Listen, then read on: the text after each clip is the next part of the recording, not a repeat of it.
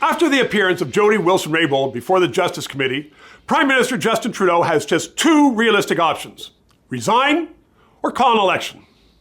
Jody Wilson-Raybould, the former Attorney General of Canada, has testified that the Prime Minister, the Clerk of the Privy Council, and the Minister of Finance, along with several high-placed staffers in Ottawa, repeatedly, over the space of 4 months, importuned her to break the law.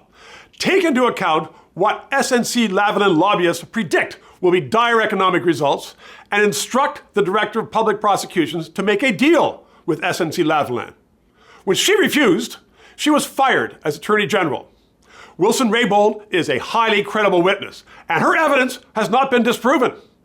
The Prime Minister's response to the testimony is that I and my staff always acted appropriately and professionally. Proof positive that the Prime Minister and his staff have no idea what is appropriate or professional behavior. We know that the Prime Minister is not professional at anything except image making and dream weaving. It is clear that the Prime Minister and the Clerk and the Minister of Finance attempted to politically interfere with the administration of justice, and they should have known better. They themselves changed the law. Justice was not obstructed, but only because Jody Wilson-Raybould had the guts to stand up to them all, and she had a clear and proper understanding of the rule of law.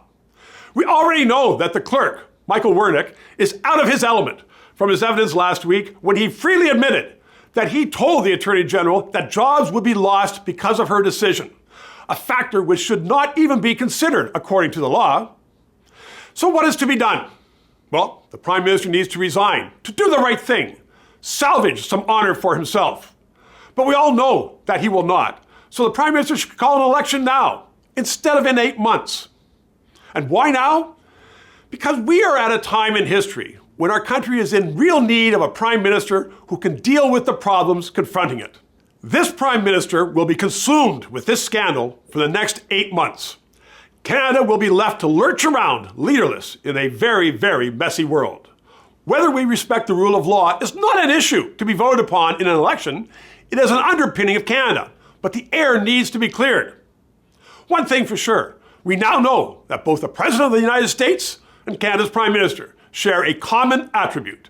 They both lie about the facts, and they both have no idea of what is proper behavior.